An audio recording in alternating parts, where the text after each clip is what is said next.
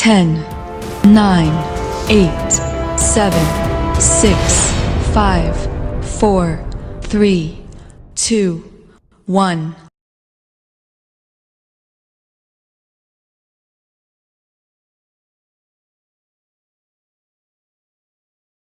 Bila hati terasa berat,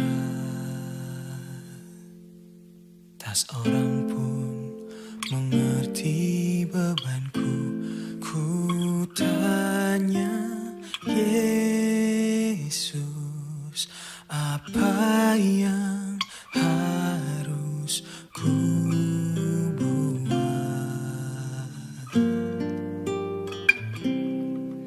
Dia berfirman, mari datanglah.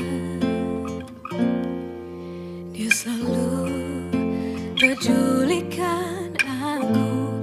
Ku datang, Yesus. Dia pikul segala bebanku.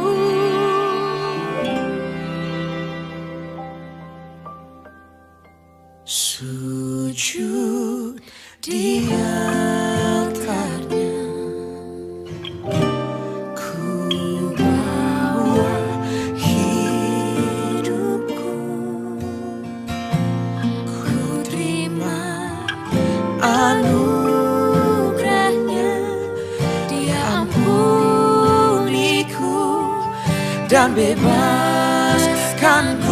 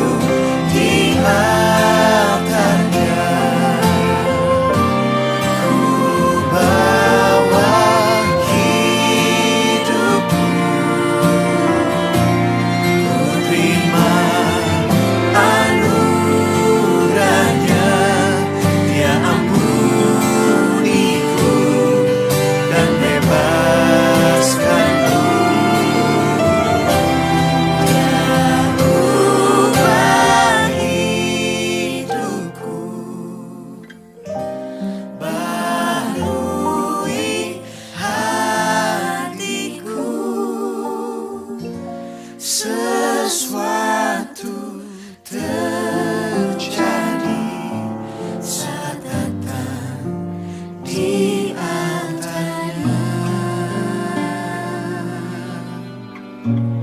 Pemulihan terjadi,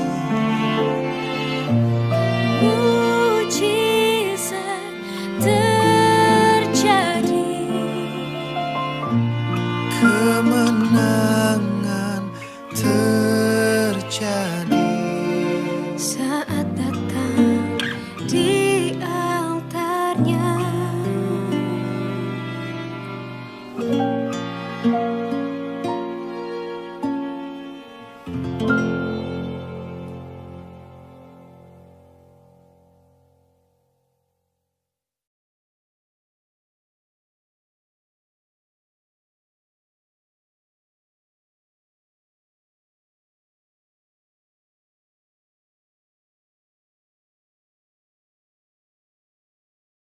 Salam, salam sejahtera dari Indonesia.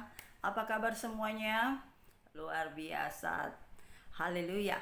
Kita bisa berkumpul kembali. Saya senang kita bisa bertemu kembali meskipun lewat online saja.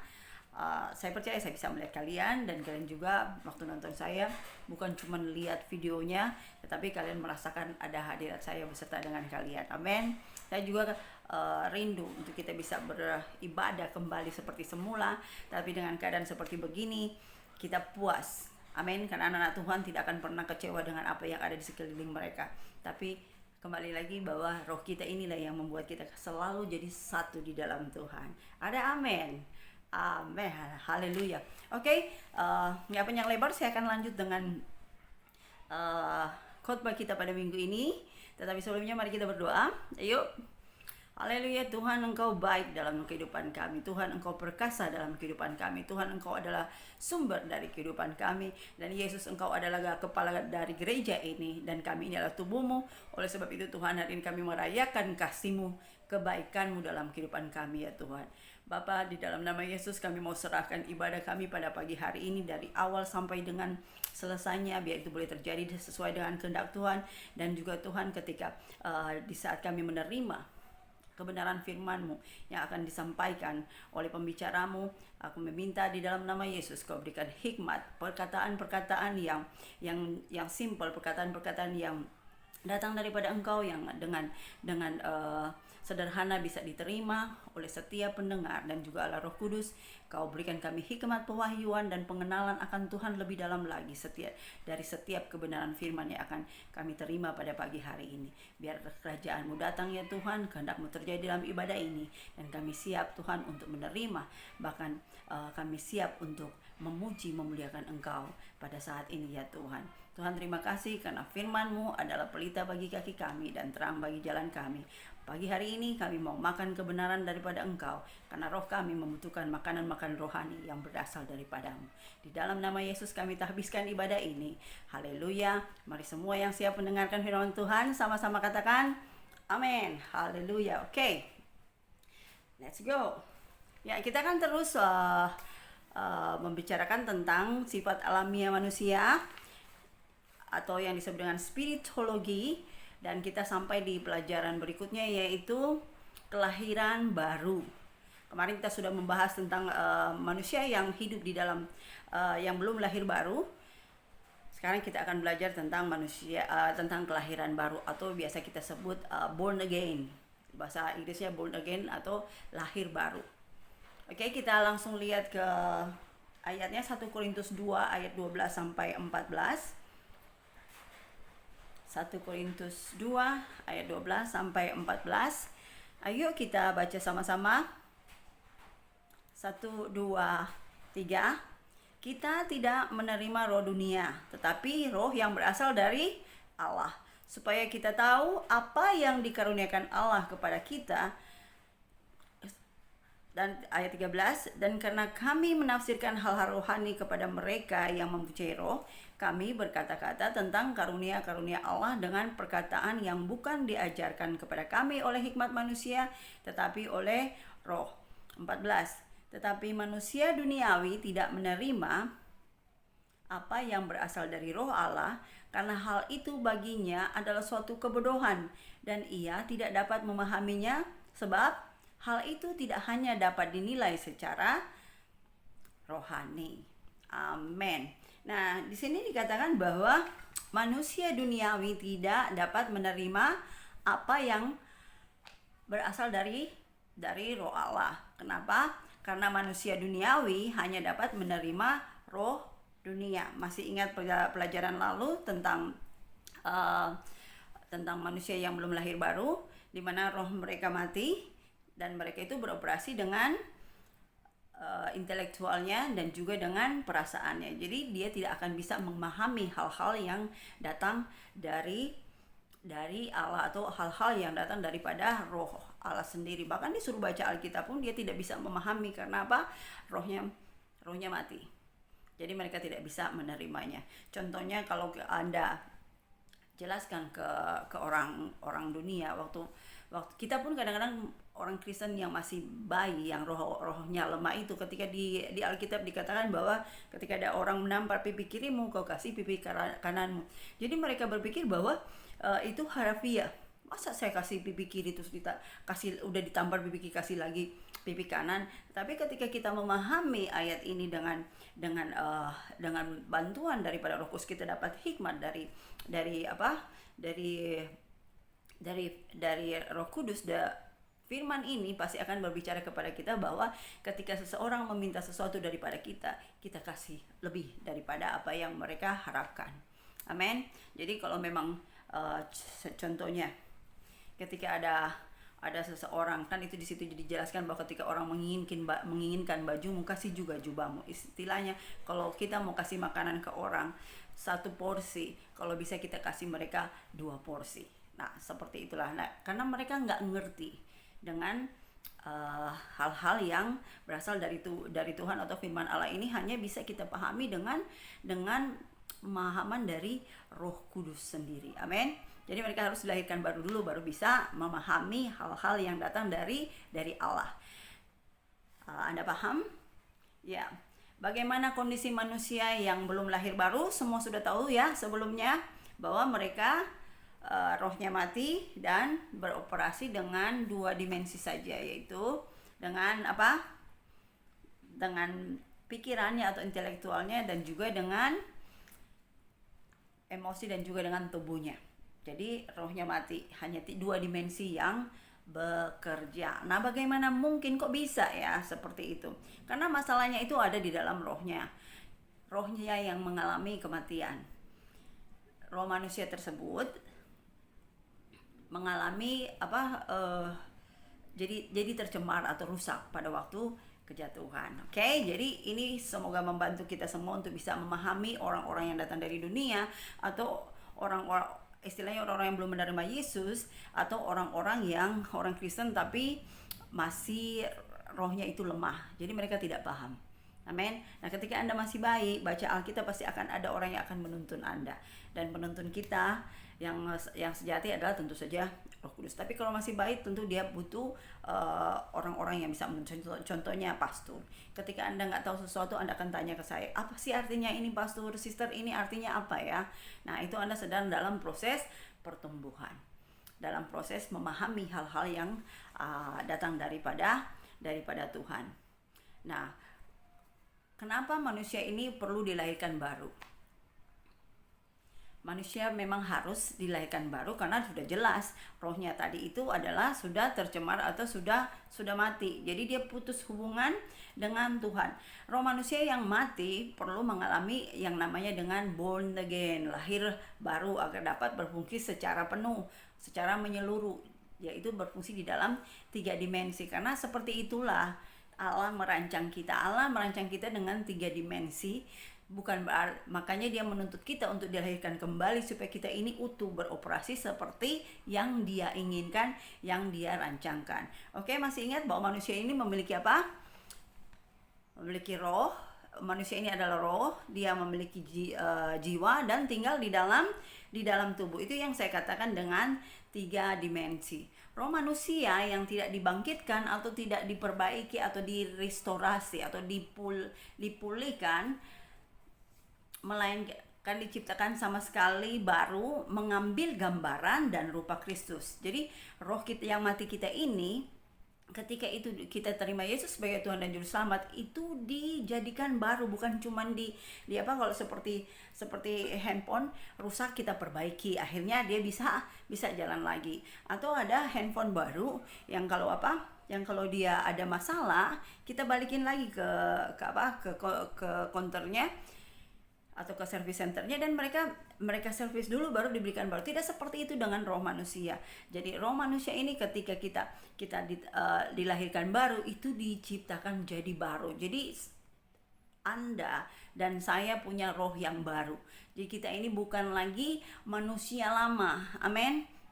Jadi kalau kita sudah terima roh yang baru, ketika pikiran kita atau setan mengingatkan kita tentang perbuatan kita yang lama, jangan mau. Kenapa? Karena itu dulu waktu kita mencuri, waktu kita berbohong, waktu kita merampok, atau waktu kita menyakiti orang lain, membuat hal-hal yang seperti orang dunia, itu roh kita dulu itu masih tercemar, kita masih di bawah pengaruh si iblis atau pengaruh kegelapan.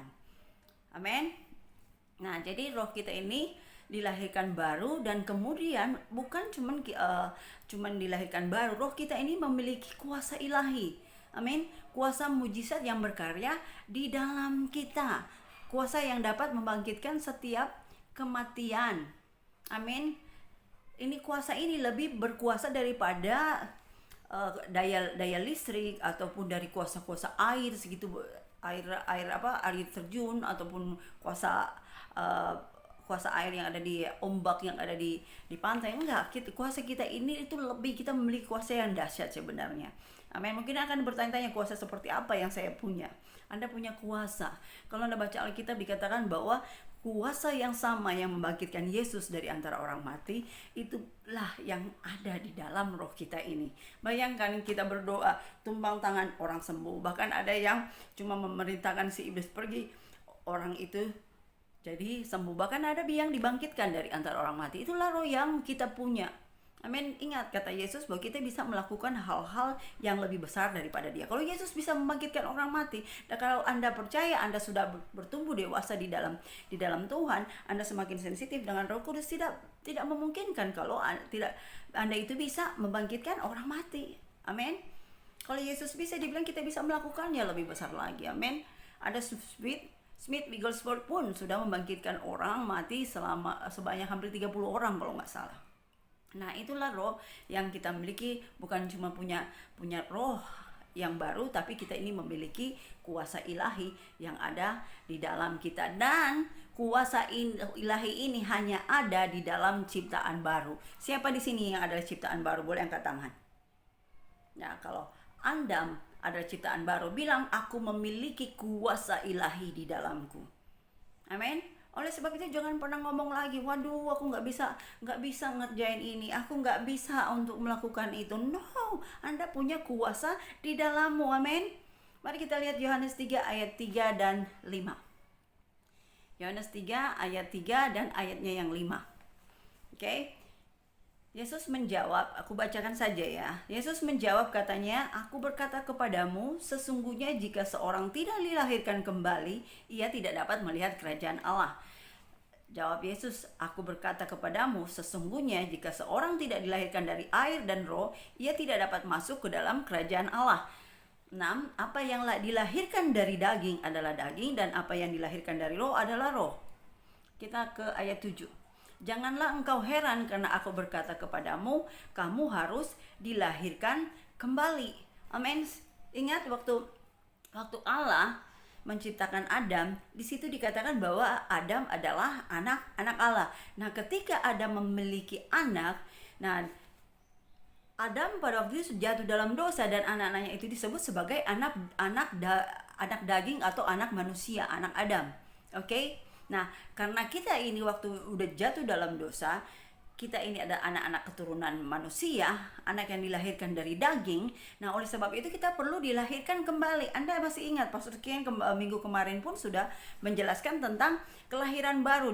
Dia sempat bicarakan soal Nikodemus, seorang ahli, seorang leaders, ahli Taurat kalau saya nggak lupa. Nah, Nikodemus, ini percakapan Nikodemus dengan Tuhan, sampai dia bilang, bagaimana mungkin saya udah tua ini, udah bandot begini, mau masuk ke dalam perut ibuku. Nah, di situ kenapa? Karena Nikodemus belum lahir baru, makanya dia tidak mengerti apa yang Yesus katakan tentang kelahiran baru.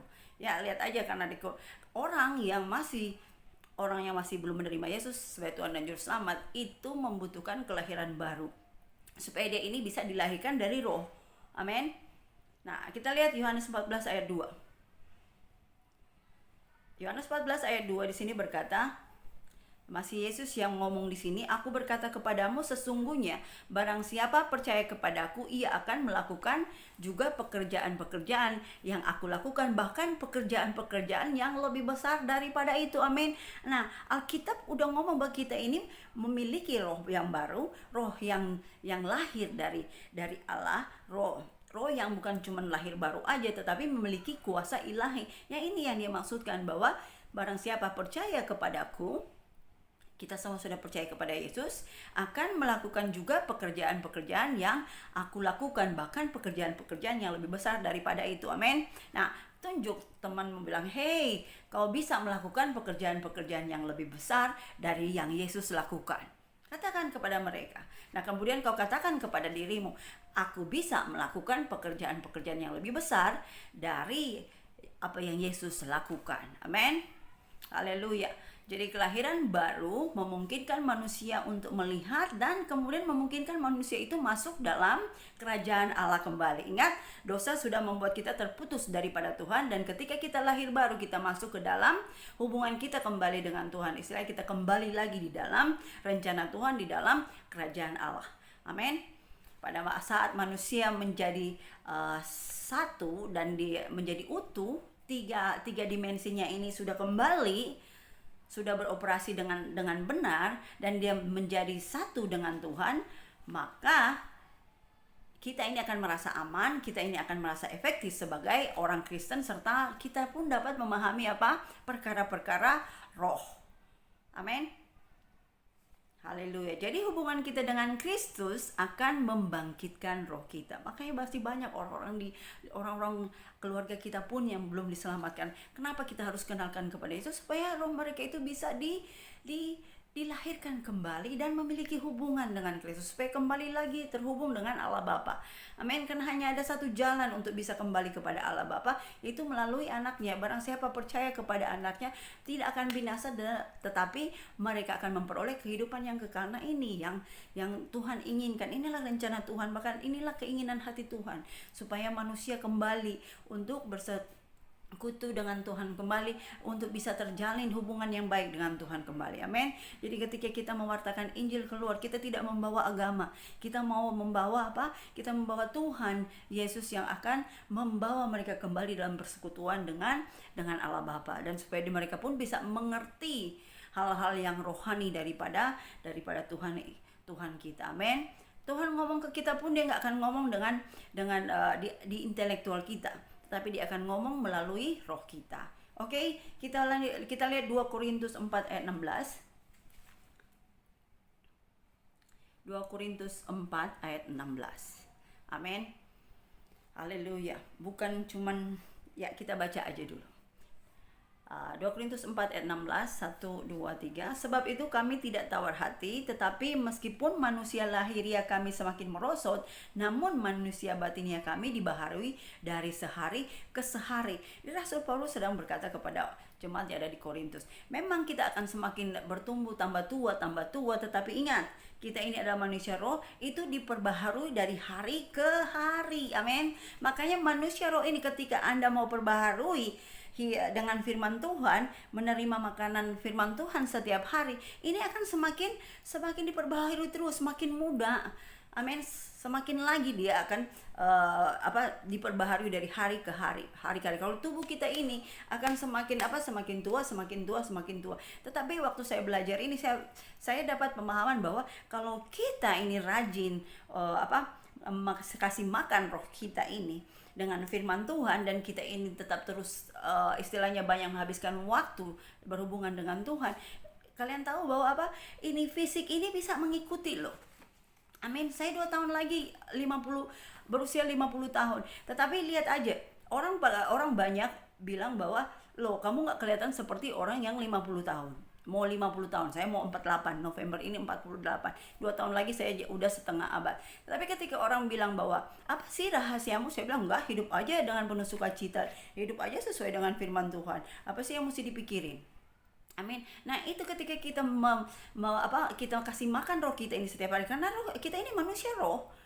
kalau manusia fisik ini pasti akan jadi tua. Manusia roh ketika kita kasih makan setiap hari, segala sesuatu itu berasal dari dalam roh, dan itu baru bermanifestasi keluar. Amin. Anda sendiri pun kalau misalnya Anda tiap hari baca koran atau dengar berita buruk, yang ada apa? Muka Anda ini akan semakin ditekuk, kurang damai sejahteranya, kurang sukacitanya. Makanya umur 25 tapi kelihatannya udah kayak 35, cepat tua. Amin. Nah, tetapi kalau Anda mau kasih makan terus, atau Anda mau latih manusia rohmu setiap hari dengan firman Tuhan, nah ini yang dimaksudkan dengan bahwa Anda itu memperbaharui. Roh kita ini diperbaharui setiap hari. Nah, kalau roh kita ini cuma dikasih makan satu hari satu kali, atau bahkan cuman satu minggu satu kali, ya pasti akan jadi kurus, ya kan? Orang kalau kurang makan kurus, kulit-kulitnya ini yang tadinya segar karena kurang makanan, yang fisik aja karena kurang makanan jadi keriput, jadi kusut, jadi butak orang bilang. Nah, begitu juga dengan manusia roh kita ini. Amin.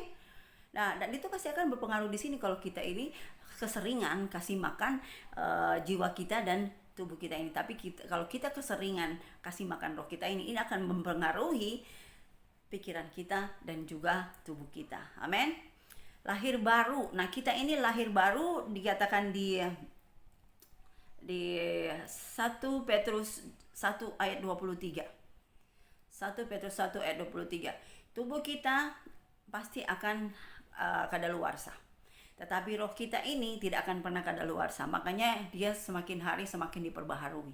Amin. Nah, kalau roh Anda ini nggak mau mati, Anda nggak mau roh Anda itu mati, perbaharui terus dengan firman Tuhan.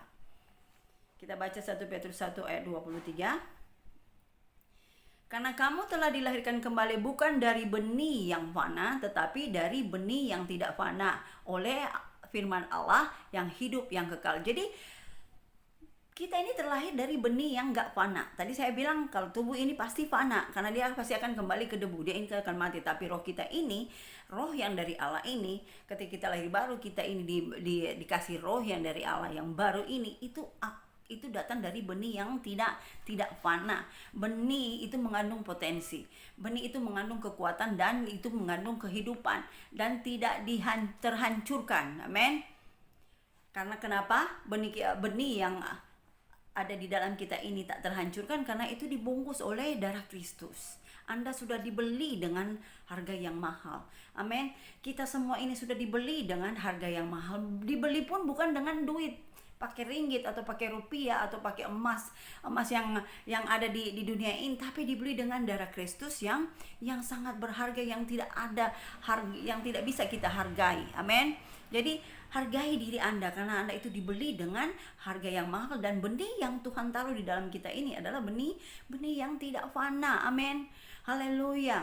Nah, mungkin Anda selama ini tidak menghargai dengan keberadaan Anda sebagai anak Tuhan, tidak pernah memikirkan bahwa Anda ini cukup berharga. Biarlah firman ini boleh membuka wawasan kita, pemikiran kita bahwa Anda itu berharga.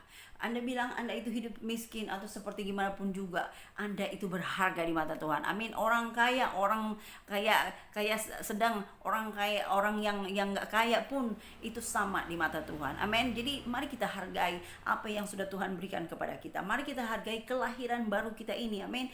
Aku ini dilahirkan dari benih yang tidak fana. Amin. Haleluya. Nah, sekarang kita akan melihat alasan-alasan kenapa ada kelahiran baru. Alasan kenapa sih kita harus lahir baru. Oke? Alasan lahir baru. Kenapa sih orang harus lahir baru? Ini alasan-alasannya. Yang pertama, Kejadian 1 ayat 26. Semua sudah tahu bahwa kita ini diciptakan segambar dan serupa Allah. Ya, jadi manusia diciptakan menurut gambar dan rupa Allah, yaitu Allah adalah roh, dan kita ini diciptakan sebagai makhluk roh. Ketika manusia mengalami kematian roh, hati nuraninya ini itu menjerit-jerit mencari kehidupan. Tanpa roh, sesungguhnya manusia merasa kosong, hampa, dan kehilangan arah. Benar? Kadang-kadang kita ini dia terbiasa baca Alkitab. ketika kita berhenti 1-2 hari nggak baca Alkitab, itu kayak ada sesuatu yang garing di dalam kita, betul? Kita berusaha untuk mencari, kerjain ini, kerjakan itu, kayak kok nggak damai gitu loh. Tapi ketika kita kembali baca Alkitab, manusia roh kita ini udah mulai aktif. Nah itu ada seperti ada rasa damai gitu loh. Kadang-kadang kita nyanyi, kita nangis, kita terenyuh mengingat kasih Tuhan, bahwa apa keinginan yang ada di dalam kita ini nih, sesuatu yang hilang di dalam hati kita ini tuh mulai diisi kembali, dan hanya Tuhan yang bisa mengisinya. Amin. Bahkan dikatakan di Yakobus 2 ayat 26 bagian A-nya aja, bagian yang awalnya aja dikatakan bahwa sebab tubuh tanpa roh adalah mati. Jelas banget, kalau roh kita mati, otomatis roh kembali ke Tuhan dan tinggal tubuh. Jadi buat apa tubuh tanpa roh? Udah pasti udah mampus, udah mati. Oke? Nah, manusia kadang-kala tuh berusaha untuk menepis perasaan kekosongannya ini, perasaan yang hanya bisa diisi oleh Allah lain, atau di dalam hati kita ini, kalau penyanyi mereka suka bilang ada ruang yang hampa. Nah, mereka berusaha untuk mengisi dengan segala macam kegiatan-kegiatan, dengan perbuatan-perbuatan baik, beramal, tetapi tetap aja itu tidak memuaskan mereka. Kenapa? Karena perbuatan baik, perbuatan amal ini tidak bisa menggantikan posisi Allah yang seharusnya menempati ruang tersebut. Itu sebabnya kita punya hati kita ini diisi oleh Tuhan, diisi oleh Yesus Kristus. Dan ketika kita punya Yesus Kristus, segala sesuatunya sekalipun kita menghadapi kehidupan yang cukup berat, tetapi ada damai di dalam kita. Kenapa? Karena ruang yang kosong itu sudah terisi kembali. Amin. Haleluya. Itu berarti bahwa ketika Anda bisa membedakan kehidupan Anda yang sebelum terima Yesus dengan kehidupan Anda yang sekarang. Amin. Bagaimana lebih bagus? Mana lebih baik? Mana lebih nyaman? Ketika Anda masih hidup seperti manusia lama, atau ketika Anda hidup sekarang, hidup di dalam Tuhan? Itu tentu saja saya sendiri pun bilang bahwa saya lebih baik hidup dengan Tuhan sekarang daripada hidup di zaman-zaman yang dulu ketika saya masih manusia lama. Amin. Ataupun sudah lahir baru, tetapi masih roh saya lemah dan masih melakukan perbuatan-perbuatan yang seperti orang dunia kerjakan. Haleluya. Nah, contohnya seperti seorang anak, dia selalu kalau dia itu pergi ke suatu tempat, dia kehilangan ayah ibunya, dia pasti akan cari terus ayah ibunya. Kenapa? Karena dia merasa bahwa nggak akan komplit. Amin. Anak tersebut akan berusaha, sekalipun butuh waktu. Kita suka nonton sinetron-sinetron atau film-film yang dimana anak itu terpisah daripada orang tuanya. Bayangkan, dari kecil dia selalu mendambakan untuk ketemu dengan bapak ibunya, sampai berjalan dengan waktu, kemudian 10-20 tahun kemudian tetap aja dia merindukan orang tuanya, untuk ketemu dengan orang tuanya. Nah, begitu juga dengan kita ini. Ketika ketika roh kita ini mati, kita itu rindu untuk bertemu kembali dengan pencipta kita. Amin. Nah, oleh sebab itu bagi kita semua, puji Tuhan, kita sudah bertemu kembali dengan Bapa Pencipta kita, sudah terhubung kembali dengan Tuhan Yesus. Oleh karena apa? Oleh karena adanya kelahiran baru. Jadi orang-orang yang belum terima Yesus, mereka itu butuh kelahiran baru, karena mereka ini diciptakan di dalam kelasnya Allah, yaitu roh. Kita ini manusia roh, kita tidak bisa terpisahkan dari Allah yang adalah roh. Amin. Nah, alasan kedua kenapa harus lahir baru, kita baca di 1 Korintus 8 ayatnya yang ke-6. Alasan kedua kenapa kita harus lahir baru, 1 Korintus 8 ayat 6. Namun bagi kita hanya ada satu Allah saja, yaitu Bapa, yang daripadanya berasal segala sesuatu dan yang untuk Dia kita hidup, dan satu Tuhan saja, yaitu Yesus Kristus, yang olehnya segala sesuatu telah dijadikan dan yang karena Dia kita hidup. Kita lanjut ke Ibrani 12 ayat 9. Ibrani 12 ayat 9, saya kutip aja, dikatakan di sini kita harus lebih taat kepada Bapa segala roh supaya kita bisa hidup. Oh, tentu saja kita harus menaatinya. Amin. Supaya kita bisa tetap hidup. Kalau kita tidak menaatinya, kita hidup seperti bapak orang dunia. Kita mengikuti keinginan bapaknya orang dunia. Amin. Jadi di 1 Korintus 8 ayat 6 dikatakan bahwa Bapa yang daripadanya berasal segala sesuatu, dan yang untuk Dia, untuk Bapa kita itu kita hidup, dan kita hanya punya satu Tuhan saja, yaitu Yesus Kristus, yang olehnya segala sesuatu telah dijadikan, dan yang karena dia kita ini hidup. Karena siapa kita hidup? Oleh karena Yesus Kristus. Amin. Dan Ibrani 12 ayat 9, kita harus lebih taat kepada Bapa segala roh supaya kita boleh hidup. Jadi Tuhan adalah segala roh. Tidak mungkin kita dapat berkomunikasi dan bersekutu dengan Bapa segala roh dengan roh yang mati. Amin. Karena kita pasti akan mengerti, akan berespon dengan pikiran dan juga dengan tubuh kita kalau roh kita mati atau roh kita lemah.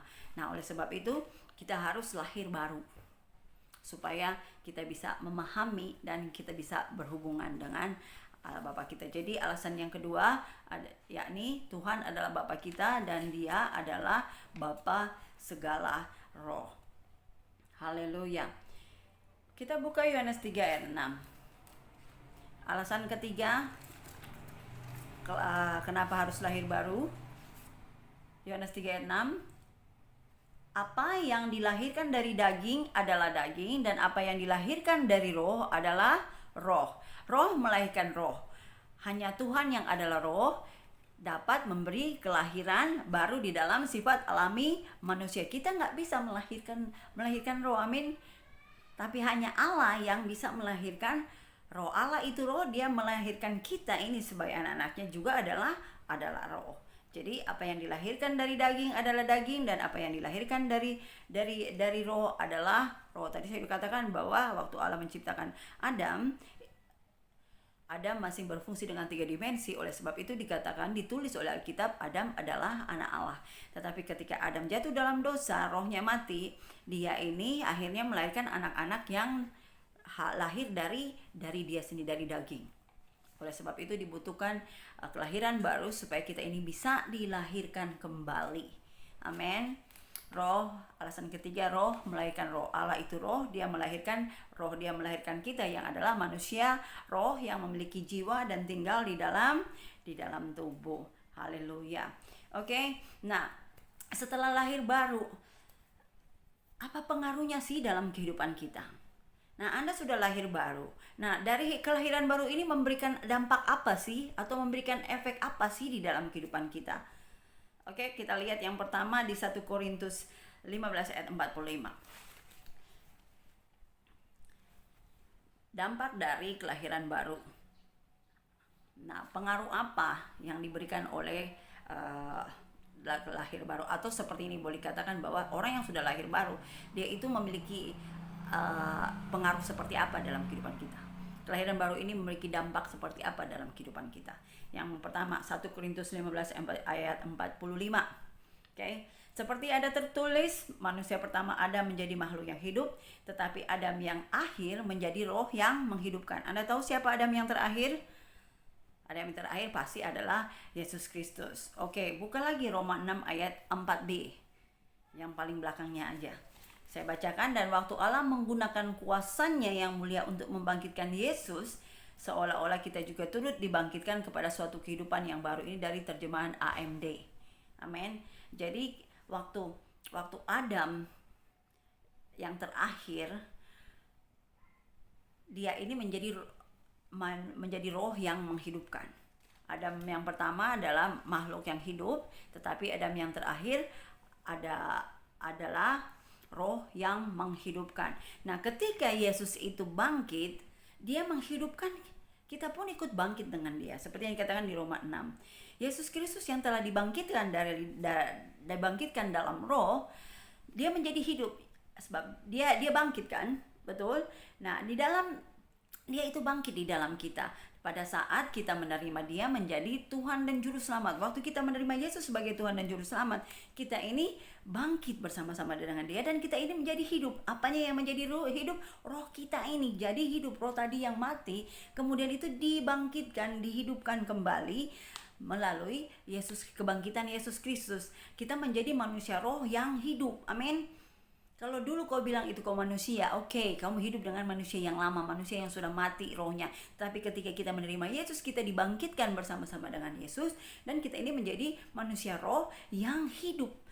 bersama dengan Yesus. Amin. Masih ingat kata Rasul Paulus bahwa kalau aku hidup, hidupku ini adalah bukan milikku lagi, tetapi Kristus yang hidup di dalam aku. Jadi hidup kita ini semua ada Yesus yang tinggal di dalam kita. Amin. Nah, dampak dari kelahiran yang baru, yang kedua kita lihat di 2 Korintus 5 ayat 17. Amin. Saya harap Anda mengerti bahwa ketika Anda lahir baru, kita ini dibangkitkan dari kematian dan kita ini hidup karena Yesus. Amin. Roh kita ini yang dihidupkan. Oke. Jadi ketika kita tahu bahwa hidup kita ini sudah tidak seperti yang lama, tentu saja hidup kita ini kita mau untuk hidup sesuai dengan kehendak Tuhan. Amin. Manusia lama sudah yang lama. Kalau Anda tidak mau menaati firman Tuhan, itu sama aja Anda membangkitkan manusia lama Anda sekalipun Anda sudah lahir baru. Haleluya. Oke, dampak kelahiran baru yang kedua 2 Korintus 5 ayat 17. Semua sudah tahu ayatnya. Amin. Nggak usah buka, kita katakan bersama-sama. 1, 2, 3. Jadi siapa yang ada di dalam Kristus, ia adalah ciptaan yang baru, yang lama sudah berlalu, sesungguhnya yang baru sudah datang. Amin. Haleluya. Jadi waktu kita dilahirkan kembali, apa yang itu memberikan dampak bahwa kita ini adalah ciptaan yang baru. Oke, jadi kalau ada temanmu yang masih suka jahil sama kamu, nggak usah tersinggung dengan dia orang. Kalau memang dia ini istilahnya kamu tahu bahwa dia itu belum orang dunia atau tidak menerima Yesus, atau dia orang Kristen tetapi rohnya lemah, nggak usah kita emosi sama dia. Amin. Karena Anda ini ciptaan yang baru yang dipenuhi dengan kasih. Anda ini ciptaan yang baru yang dipenuhi dengan kesabaran. Amin. Allah itu kasih, Allah itu sabar. Amin. Allah itu menutupi segala kesalahan. Allah mengasihi semua orang, kita juga mengasihi semua orang, sekalipun orang itu tidak suka sama kita atau orang itu membenci kita, kita tetap mengasihi dia karena kita ini ciptaan yang baru. Bilang, saya ini ciptaan yang baru. Yang lama sudah berlalu, saya yang bawel sudah berlalu, saya yang suka komplain sudah berlalu, saya yang kurang mengucap syukur sudah berlalu, saya yang suka ngomongin orang yang sudah berlalu, saya yang suka gosip-gosipin orang sudah berlalu, saya yang suka menentang orang tua sudah berlalu, saya yang suka ngomong-ngomong kasar atau ngomong-ngomong kotor sudah berlalu, tapi sesungguhnya saya yang baru sudah datang. Amin. Aku ciptaan baru di dalam Kristus Yesus. Haleluya. Nah, sekarang kita lihat dampak dari kelahiran baru yang ketiga. Yohanes 3 ayat 6 tadi dikatakan bahwa apa yang dilahirkan dari daging adalah apa? Daging, dan apa yang dilahirkan dari roh adalah roh. Roh diciptakan baru oleh Tuhan. Ingat, roh Anda dan saya ini diciptakan baru, bukan cuma dipermak-permak, oke? Bukan cuma dipoles-poles. Amin. Tetapi diciptakan baru dan diciptakan oleh di mana Roh Kudus itu tinggal. Jadi di dalam roh kita yang baru ini adalah Roh Kudus yang tinggal di dalam kita. Roh Allah, Roh Kristus itu sendiri, Roh Kristus itu sendiri tinggal di dalam kita. Dan kemudian roh kita ini diciptakan baru. Nah, kita ini memiliki jiwa. Jiwa kita ini harus kita perbaharui dengan firman Allah. Amin.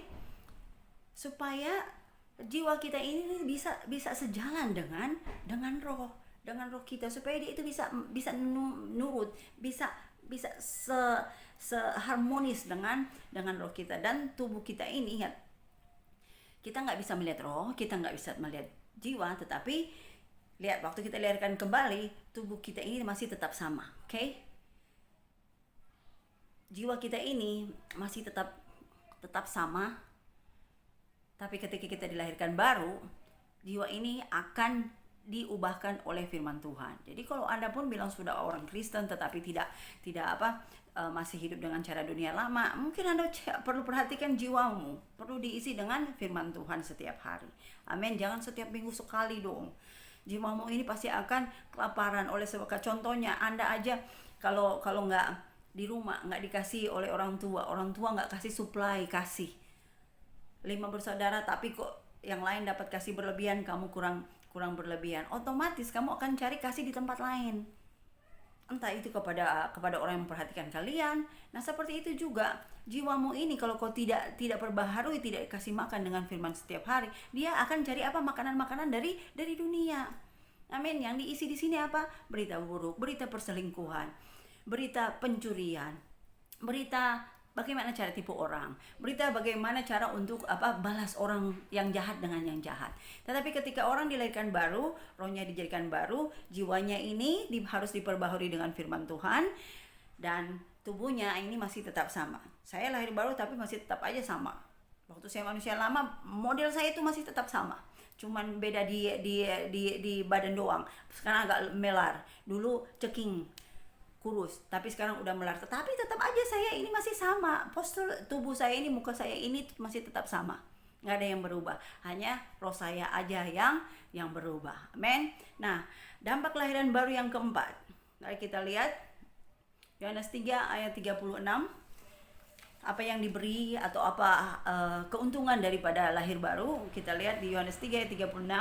Barang siapa percaya kepada anak, ia beroleh hidup yang kekal. Jadi dampak dari kelahiran baru kita ini, kita memperoleh kehidupan yang kekal. Ketika kita selesai tubuh kita ini expire di sini, roh kita pasti akan kembali ke Bapa kita yang adalah roh yang kekal. Amin. Karena kita ini adalah manusia roh, kita adalah manusia roh yang kekal, dan kita akan kembali tentu saja kepada Bapa kita. Kangen gak sih kalian mau ketemu Bapa kalian? Bapa kita yang di sorga, yang kita kerjanya cuman memuji menyembah Tuhan setiap hari. Amin. Nggak usah pusing cari emas karena jalanannya udah penuh dengan emas. Nggak usah pusing kita mau cari-cari itu batu berharga. Kalau perlu, kalau ketemu bikin cincin gede-gede, agar kalau ketemu orang bisa nonjok. Nggak perlu kita tuh seperti begitu. Karena apa? Kita itu cuma numpang di dunia ini. Amin. Dan ketika kembali ke surga, segala sesuatu yang kau butuhkan itu udah ada di sana. Amin.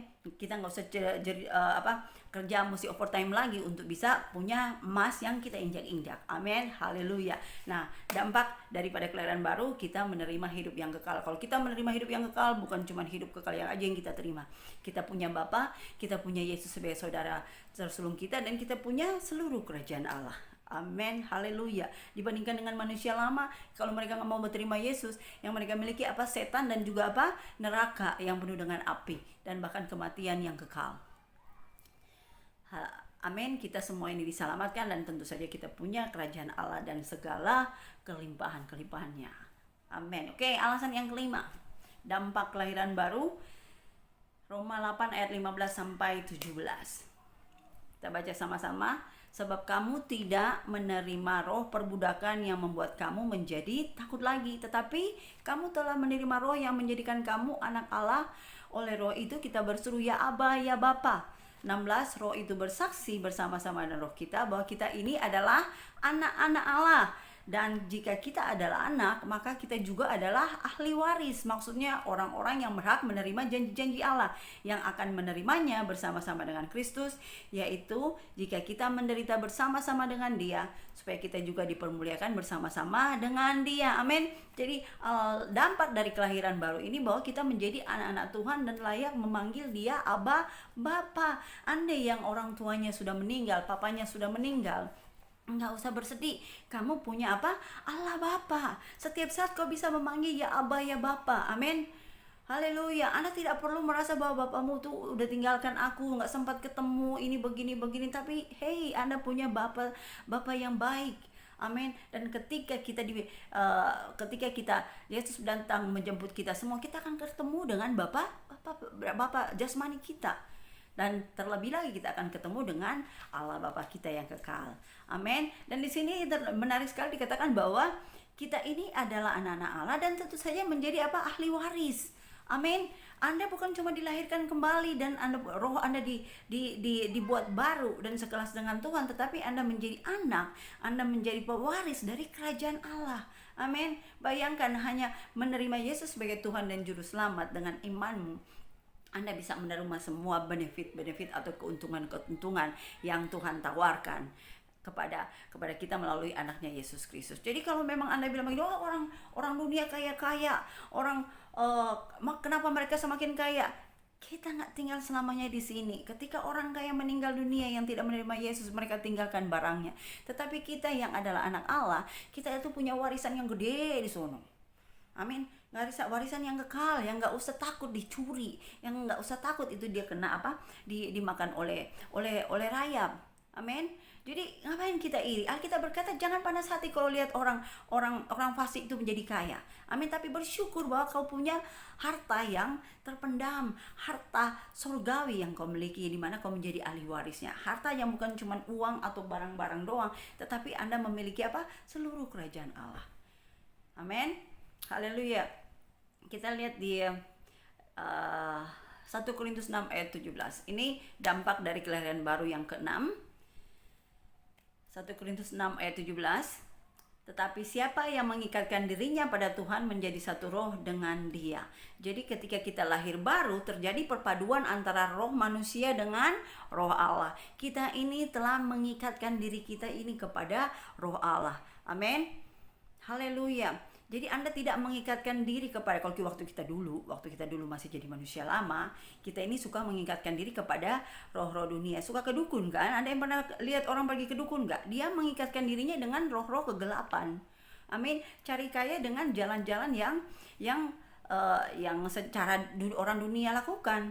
Ada tumbal, pergi bersemedi ke pantai selatan supaya ketemu dengan Nyi Roro Kidul. Jadi mereka ini mengikatkan dirinya kepada roh-roh dunia. Tetapi ketika kita lahir baru, kita itu mengikatkan diri kita ini kepada roh Allah. Amin. Dari roh Allah kita tahu bahwa akan ada damai sejahtera, ada sukacita, ada kuasa, ada kasih. Amin. Tetapi kalau kita mengikatkan diri kepada roh-roh dunia, yang ada apa? Dapat kekayaan, iya, tetapi anak pertamanya itu harus mati, jadi tumbal. Siapa yang suka seperti begitu? Tapi di dalam Tuhan itu tidak ada string attached, tidak ada imbalan. Amin. Jadi dampak dari kelahiran baru ini di mana kita ingin menjadi satu dengan Tuhan. Makanya kita harus dituntun oleh Roh Kudus. Bagaimana cara kita itu dituntun oleh Roh Kudus? Kita berdoa berbahasa roh dan jangan lupa firman Tuhan. Supaya Anda semakin terikat lagi, semakin mengikatkan diri Anda ini dengan Roh Allah. Sekalipun Anda sudah lahir baru, hari ini kita mengikatkan diri kita dengan roh Tuhan, dengan firman Tuhan kita baca, kita tambah lagi ikatan kita dengan roh Tuhan. Tapi kenapa dikatakan mengikatkan sini? Berarti satu waktu bisa terlepas. Kenapa? Karena kita punya free will, kita punya pilihan untuk bisa melepaskan diri dari roh Allah. Amin. Anda bisa jadi murtad, bisa bilang saya nggak mau terima Yesus lagi, saya bukan Yesus lagi juru selamatku. Anda bisa melepaskan diri dan akhirnya Anda mengikatkan diri kepada roh-roh dunia. Tetapi di sini dikatakan waktu kita mengikatkan diri kita dengan Tuhan, kita menjadi satu roh dengan Tuhan. Haleluya, ada perpaduan antara roh manusia dengan roh Allah. Itu sama seperti pernikahan suami dan istri. Mereka jadi satu tubuh, mereka menjadi satu daging. Suami istri itu jadi satu tubuh, satu daging, satu perasaan. Makanya ketika membuat keputusan itu tuh mereka harus sepakat bersama-sama. Nah begitu juga dengan kita, ketika kita mengambil keputusan karena kita ini sudah satu roh dengan Tuhan, kita kadang-kadang kita tanya Tuhan, apa ini keputusan yang tepat mau dibuat? Kasih saya Tuhan hikmat, bilang ke saya kalau pekerjaan ini harus saya ambil, lelaki ini yang harus saya nikahi. Tuhan, apa pendapatmu? Itu caranya bagaimana kita menghormati seseorang yang sudah menjadi satu dengan kita. Amin. Haleluya. Jadi ketika Anda tidak menjadi satu dengan, maksudnya Anda sudah terikat dengan Roh Kudus, tetapi Anda tidak mau mendengarkan perkataan daripada Tuhan, akhirnya Anda memilih jalan yang salah dan bukan Tuhan yang menentukan kau jalan ke situ, kau sendiri yang menentukan kau jalan ke situ. Akhirnya banyak masalah yang akan Anda ketemui. Tapi di sini saya balik lagi bahwa ketika kita dampak dari kelahiran baru di mana kita ini sudah menjadi satu dengan Tuhan. Oke, yang terakhir. Yang ketujuh, kita lihat di Yohanes 20 ayat 22, dampak daripada kelahiran baru. Yohanes 20 ayat 22, kita baca sama-sama. Dan sesudah berkata demikian, ia mengembusi mereka dan berkata, terimalah Roh Kudus. Jadi pada saat kita menerima Tuhan dan menerima Yesus sebagai Tuhan dan Juru Selamat kita, Roh Kudus otomatis menetap di dalam manusia roh kita dengan cara yang nggak bisa kita jelaskan. Oke, nanti tanya Tuhan aja kalau pengen cari tahu. Sister pengen tahu dong, tunggu aja sampai kita ketemu Bapa kita di sorga. Amin. Nah, dia tinggal di dalam manusia roh kita. Jadi Roh Kudus itu tinggal di dalam manusia roh kita karena kita sekarang telah menjadi, apa kata ayat di sini tadi? Karena kita sekarang telah menjadi satu keluarga dengan keluarga Allah. Amin. Dia tinggal dalam kita dan itulah yang menjadikan kita ini anak Allah dan kita jadi sekeluarga dengan Allah. Oke, lihat di 1 Yohanes 4 ayat 13. Saya bacakan aja ya. Demikian kita ketahui bahwa kita tetap berada di dalam Allah dan Dia di dalam kita. Ia telah mengaruniakan kita mendapat bagian dalam rohnya. Jadi kita ini punya bagian di dalam rohnya. Tadi di ayat sebelumnya dikatakan bahwa kita ini diikat menjadi satu dengan roh Allah. Jadi kita punya bagian. Kita ada bagian di dalam roh Allah. Nah, Efesus 2 ayat 19, sebab itu kalian bukan lagi termasuk orang asing. Haleluya, saya bukan orang asing, saya bukan stranger, saya bukan Gentiles, orang yang tidak punya Tuhan. Tetapi dikatakan bahwa kita sekarang adalah sama-sama warga umat Allah. Kalian adalah anggota keluarga Allah. Amin. Haleluya, lambaikan tangan yang anggota keluarga Allah. Haleluya. Anda senang Anda anggota keluarga Allah itu karena Anda percaya kepada Yesus Kristus dan memberikan hidupmu kepada Yesus Kristus, dan kemudian Anda dilahirkan kembali, dan ini dia dampaknya. Anda adalah anggota keluarga Allah. Jadi sebagai anak-anak Allah kita tidak lagi dituntun oleh roh kita, roh manusia, tetapi kita ini dituntun oleh roh Allah yang menuntun kita sampai kepada tentu saja kekekalan. Bapa kita itu ada di surga, di kekekalan, dan kita akan dituntun oleh Roh Kudus untuk sampai kepada kekekalan dan kita menjadi keluarga Allah. Oleh sebab itu 1 Tesalonika 5 ayat 23 berkata bahwa semoga damai sejahtera Allah menyucikan kita dan menyempurnakan kita, roh, jiwa dan tubuh kita sampai kedatangan Yesus Kristus kedua kali menjemput kita. Amin. Haleluya. Oke. Inilah setiap kebenaran daripada firman Tuhan, dan saya percaya kita semua bisa mengerti dari kelahiran baru ini, kenapa harus lahir baru dan apa dampak atau pengaruhnya di dalam kehidupan kita. Amin. Oke. Alasan lahir baru yang pertama, manusia ada di kelasnya Allah. Dan kedua, Tuhan adalah Bapa kita dan Dia adalah Bapa segala roh. Dan yang ketiga, roh melahirkan roh. Jadi kita ini manusia roh, kita memiliki jiwa dan tinggal di dalam tubuh. Allah adalah roh dan Dia melahirkan kita sebagai manusia roh. Dampak kelahiran baru yang pertama apa tadi? Kita dibangkitkan dari kematian roh. Oke? Kita dibangkitkan dari kematian roh. Dan yang kedua, kita menjadi ciptaan baru. Dan yang ketiga, kita kembali berada di dalam kelasnya Allah. Kelasnya Allah itu adalah kelasnya roh. Kita nggak ada di kelasnya binatang, tapi kita ini ada di kelas Allah. Nah, yang keempat, kita kemudian menerima hidup yang kekal. Amin. Dunia ini kita hanya sementara tinggal di sini, tapi ketika kita lahir baru, kelahiran baru kita itu memberi dampak kehidupan yang kekal buat kita semua. Dan yang kelima, kita menjadi anak-anak Tuhan dan layak memanggil Allah ya Abah, ya Bapa. Haleluya, kita punya Bapa surgawi. Dan yang keenam, kita menjadi satu dengan Tuhan lewat rohnya. Dan berikutnya yang ketujuh, yang terakhir, kita menjadi keluarga Allah. Amin. Haleluya. Nah, inilah firman Tuhan yang kita terima pada hari ini, dan saya berdoa biar itu boleh tertanam dalam hati kalian. Kita ini semua adalah pendengar-pendengar dan juga pelaku-pelaku firman, dan setiap hari kita akan selalu merayakan kelahiran baru kita, bukan cuma setahun sekali, tetapi setiap hari kita mengucap syukur untuk kelahiran baru kita, karena begitu banyak benefit yang Tuhan berikan kepada kita. Amin. Haleluya. Oke.